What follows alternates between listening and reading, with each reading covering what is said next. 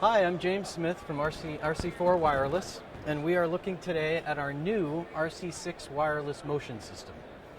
It is not a platform that we make, it's an environment in which you can design and build your own props pieces, your own moving set pieces, in your own scene shop, and design something that's suitable for what you need to do in terms of motion, and most likely in an environment where you can't directly use the automation system you would normally use. That might be because you're in an environment where you can't build a deck, or perhaps you need to add a piece to a system that needs to cross a path with a traditional automation system. That can start to become complicated and difficult to execute.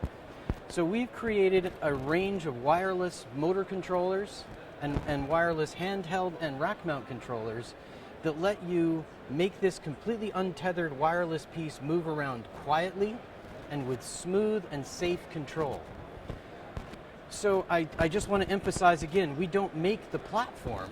We give you everything you need to go to a traditional supplier and build things like you already build. Weld up a frame, buy an inexpensive motor and battery, and build it so that you can drive it around and it does what you need it to do, and then our system interfaces with the show in suitable ways for equipment you already own for controlling automation, and it ensures a level of safety that you need to know you have.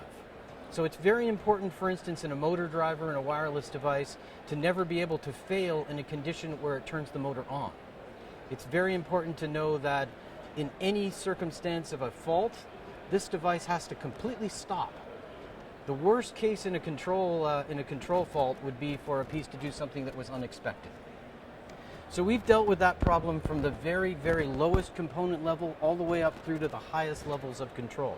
So we start with very carefully designed motor driver electronics where any single component failure ensures a catastrophic failure. That means that it completely goes open.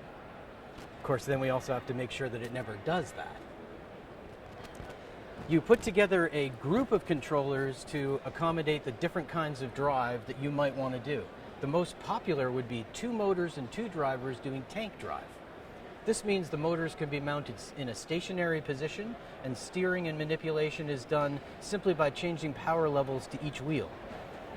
Very quick and easy to build, and very low cost. We have had people build platforms that are entirely functional and quiet and ideal for a show for under $2,000 in terms of motors and wiring and connectors, and that's the cost of building the platform. And then you put our controller system on top. Sometimes you'll want to be able to control a piece while ensuring that the front is always facing the audience. So a tank drive is not necessarily ideal. Then we want to get into a system that's servo drive and encoder feedback based, so that we can rotate drive wheels and move a platform in any direction while still keeping the front facing forward. So what we've done here to do that is 2 motors and they steer together. We can do that in either an inline configuration or in a parallel configuration.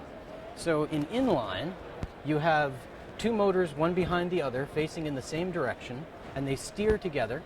And if you were to steer those 2 motors 90 degrees, you've now gone from, say, moving in from stage left to steering 90 degrees and then moving upstage or downstage, and once again completely maintaining the orientation that we originally wanted relative to the audience and other viewers.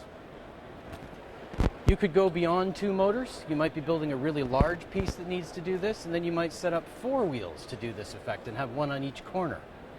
Another popular way to do this kind of motion would be mecanum wheels, mecanum drive. We have completed and actually executed that software for a set piece in Spider-Man last year. So anything like that that you would think of and want to do, we've probably already done it, or we're very close to being able to implement it literally in a matter of hours or days.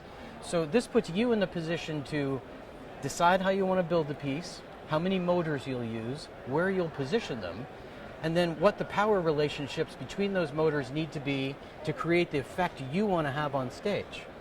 So then at that point, we can do a quick little bit of software tinkering.